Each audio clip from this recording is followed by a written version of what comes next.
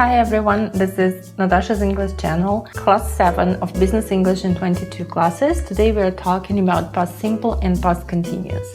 Workbook and additional exercises are in description. Let's go. Today we will need our table of English tenses again because we will be talking about 2 English tenses. And if you need this table, you can watch one of my previous videos and you will see the link to it in the description. Also, you will find there a link to this table of English tenses in PDF and Excel formats. And today we will be talking about past simple and past continuous. These are these two tenses, the 2 past tenses. I decided to talk about them together because usually it is easier to explain the difference between 2 of them when talking about them and in the same class. And the first thing which we want to discuss is the form of these 2 tenses. And this is where we will need to start talking about 3 forms of the English verb. And before we talk about past simple and past continuous, let's talk about the verb forms that exist in the English language. Here you can see a small table with several examples. I'll show you the examples in a second. You can see that we have 2 different types of verbs, regular verbs and irregular verbs. And then we have 4 columns for the form. The first column is called infinitive. It is the basic or base form of the verb, usually used with particle to in the beginning. So here are our example verbs which we're going to use to study all the forms. To answer, to work, to remember, to see, to do, and to know. So this is infinitive form, and let's talk about first form of the verb. And as you can see, first form of the verb, it is infinitive but without particle to. So no changes here. Changes start in the second form of the verb. And let's first look at our regular verbs in the second form of the verb. Answer, answered, work, worked, remember, remembered. So as you can see in the second form of the verb, we added ending ed to all of these forms. And for irregular verbs, we need to remember their unusual forms. For example, the verb to see in second form will be saw. The verb to do in the second form will be did. And the verb to know in the second form will be knew. The third form of the verb is a past participle form. It is usually used in the perfect tenses, and we will talk about some other situations when we use third form of the verb later in the course. But now you just need to remember that if your verb is regular, you also form third form of the verb by adding ending ed. So it will be the same as the second form: answered, worked, remembered. But if your verb is irregular, you need to remember the third form of the verb: seen, done, known. There are many irregular verbs in English, and unfortunately there is no other way except for learning it. And that's why I prepared a list of most common irregular verbs for you. You can download them from the link below under this video. And you can refer to this list of irregular verbs whenever you do practice exercises, or you can use it to learn these forms of irregular verbs by heart. It will be helpful for you. So now let's go back to our table and talk about our tenses, past simple and past continuous. So to form past simple, you need to use second form of the verb, as we have already said. And if you are building a negative sentence, you will need an auxiliary verb did plus particle not and first form of the verb. So you need to remember that whenever you have an auxiliary verb did, your main verb should be used in the first form. In the English sentence, you have only one verb showing the tense, right? And if you have did, that means you don't need to use second form of the verb to show the tense anymore. Also, in the questions, you also use your auxiliary verb did, then your subject, and then first form of the verb. You can see here several examples. I went to the office yesterday. Went is the second form of the verb to go. Go, went, gone. Then example of a negative sentence. He didn't watch news last night. So you can see here we have didn't and watch in the first form. And now the question, did you attend this English course in 2010? We use past simple when we are talking about completed action in the past. We will talk about usage a little bit more in a second, but for now just remember that past simple is a completed action in the past. There are some signal words: yesterday, last week, a month ago, and in 2010 or in 1992, any specific time in the past. Now let's talk about past continuous. Here we have a little bit different form. As it is a continuous tense, we understand that we will need verb plus ing ending. We have already talked about present continuous, and we know how to form the continuous form of the verb by adding ing ending. And here you need auxiliary verbs. You need auxiliary verb was or were. Auxiliary verb was is used for I, he, she, it, or any subject similar to this. And for you, we, they, we use were. If we want to form a negative sentence in past continuous, we use was, were, plus not, plus verb with ing ending. And then for the question, we need to use auxiliary verbs was and were in the first place, then we put subject, and then verb plus ing ending.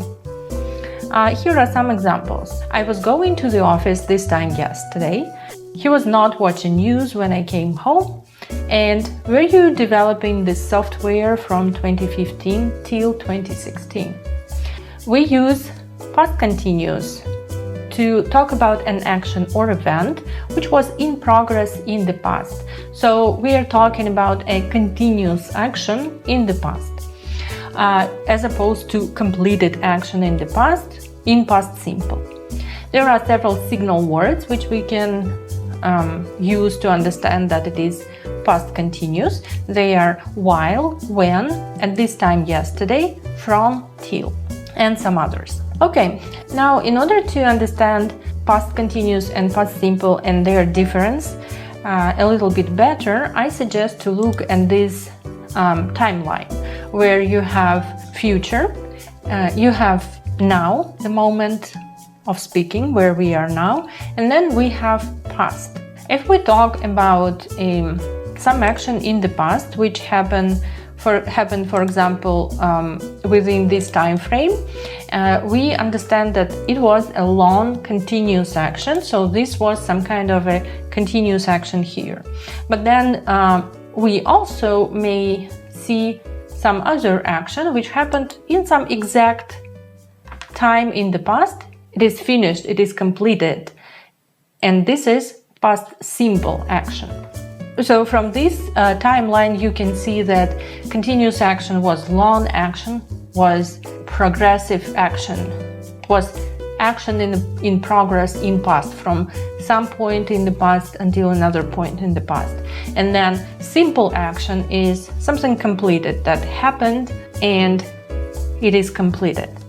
When we use these two tenses together, it shows us that the past simple action happened in the middle of the past continuous action while it was in progress. There are some situations like this, and we often use these tenses to show an action interrupting another action. In order for you to understand it better, I have here several examples. Example number 1. While I was studying, I suddenly felt sleepy. So while I was studying is this continuous long action. I was studying for a long time. I started and I was continuing. And then somewhere in the middle of studying, I suddenly felt sleepy. Example number 2. As I was going to work, I saw one of my colleagues. So I was going to work is a continuous action in the past. I was on my way to work, and then somewhere in the middle of going to work, I saw one of my colleagues. I saw one of my colleagues is the simple completed action in the past. And one more example, when the visitor arrived, Jane was showing her presentation to her manager. So here, Jane was showing her presentation. This is the continuous action.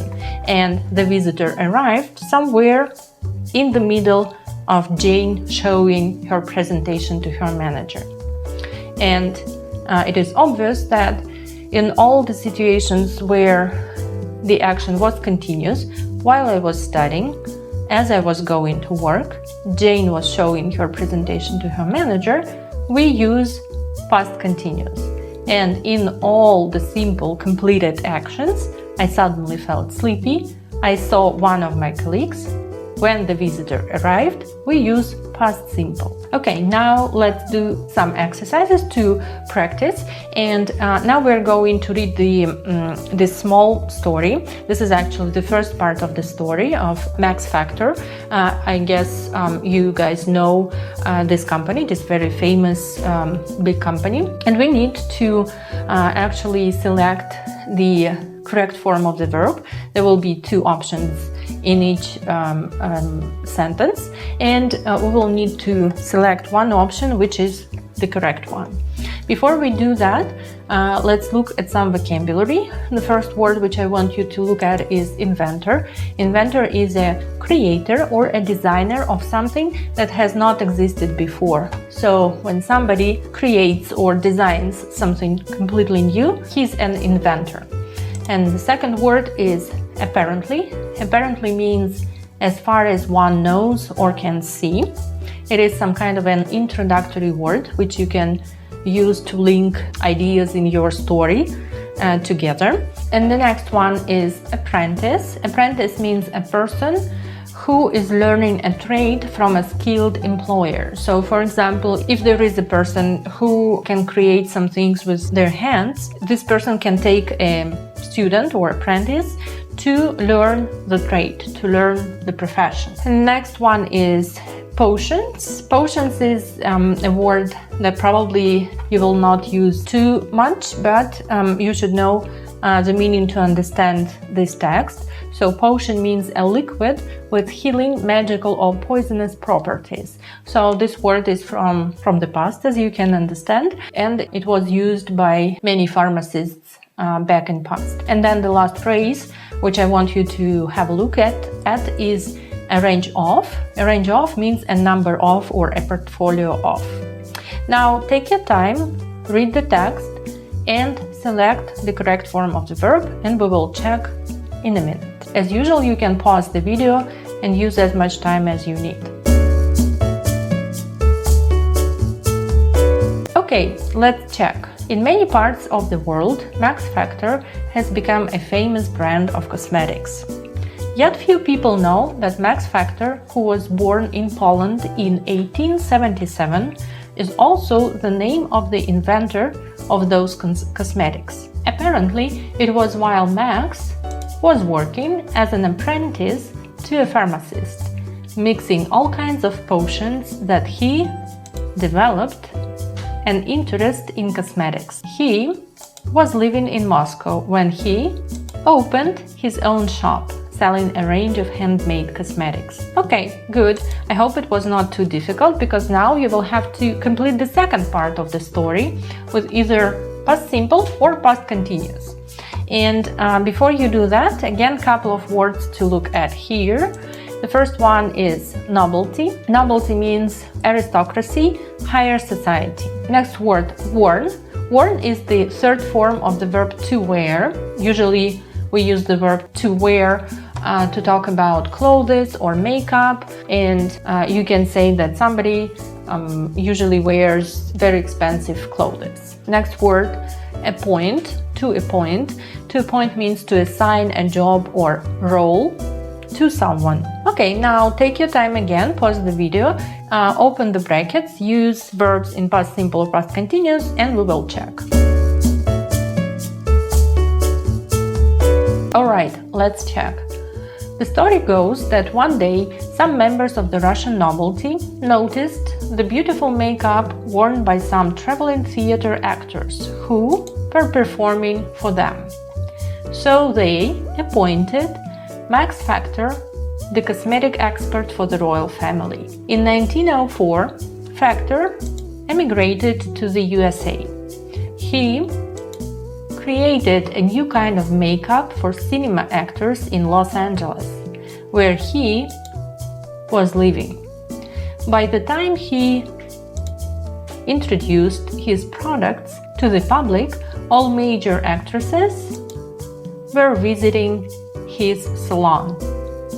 I hope there were not many questions there with this exercise, but if you don't understand why I used this or that form of the verb in any of these sentences, please write down your questions in the comments under this video, and I will definitely come back to you and answer your questions. Okay, I hope that was a useful video for you, and now you understand the difference between past simple and past continuous. If you need additional practice, you can download additional exercises under the link in the description of this video. And next time we're going to talk about planning. So see you in my next videos. Bye bye.